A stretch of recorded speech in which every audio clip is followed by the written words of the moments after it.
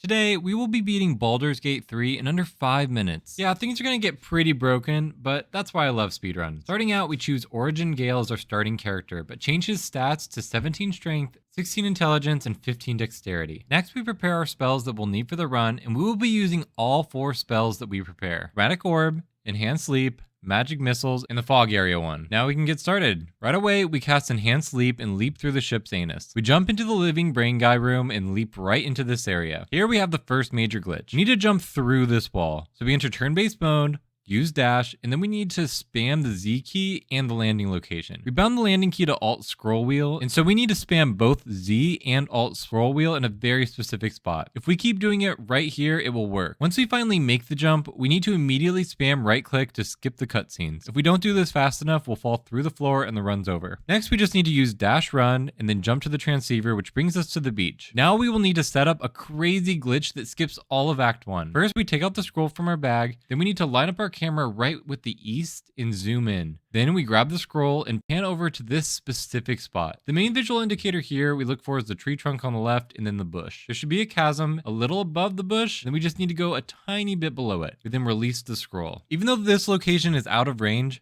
the game doesn't bug here. The game essentially says, here's the spot the player tried to put an item, and remembers the spot. Once we get that done, we use Enhanced Leap and leap on over to Shadowheart. We spam right click in 1 to get through the dialogue as quickly as possible. Then we need to kill Shadowheart. She doesn't really mind or fight us back, which is good. We also need to right click attack as quickly as possible, because if we're a little too slow, we have to wait for her to do the death save and lose 3 to 4 seconds. Once she's completely dead, we need to loot her items and then pick her up. Yeah, if you've never picked up bodies like this, it can be pretty fun to store bodies somewhere. You can do it to anyone who isn't too heavy. Next, we go to camp and jump over to these 2 boxes. We pick them up because we'll use one now and then the other later. We then fire a chromatic orb of fire on the ground. Then we place one of the boxes on the fire. Open it up, put Shadowheart in, and then we need to bug the box. If we close, open, and move the box all at the same time, the game will bug out and not know where the box should be. Because we set that location earlier with the scroll, the game defaults to that location for the box. Now, sending Shadowheart in a box isn't enough because a companion in a box can't activate cutscenes. But because we lit the box on fire, it will break on arrival and dead Shadowheart will pop out and activate the cutscene. Once this happens, we need to long rest. We skip through the dialogue and then we switch to controlling Shadowheart, who is rezzed by the cutscene.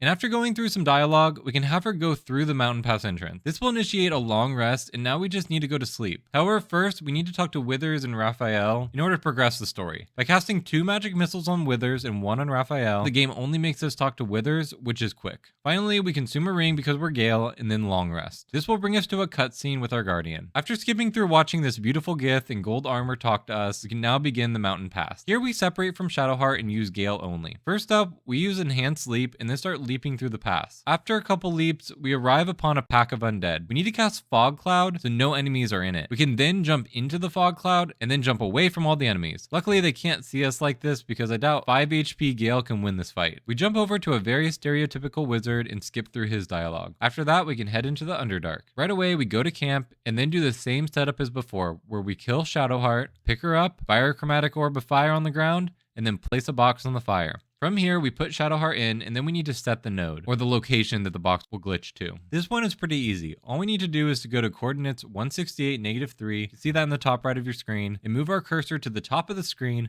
a bit to the right of the portraits. Here we will see a chasm. We just need to bring our cursor right to the right of the chasm, release the box, which sets the node. Then we open, close, and move the box all at the same time, which bugs it out and sends our box to the location we just set. This transports Shadowheart to the scene where all the bad guys are grouped up for a meeting. Since our main character is Gale, Gale gets a special dialogue option here. He's given the option to blow himself up, all his friends, in this case just Shadowheart, or to kill all the bad guys at once, which causes the narrator to dictate an ending and the credits roll, ending the speedrun. The current top time is under 5 minutes for a game that takes 100 hours to beat normally. I do plan on making more Baldur's Gate content. Subscribe so you won't miss it.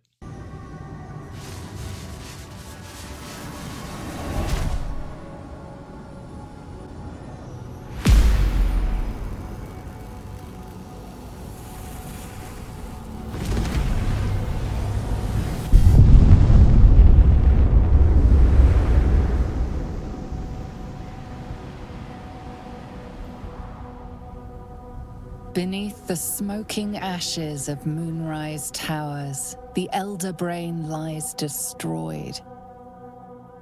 But what of the tadpoles it commanded? Freed of the Absolute's control, they will complete their transformations. A plague of illithids will soon descend on the Sword Coast, enslaving all they do not infect. It is an ending of sorts, though not the one destiny had in store for you.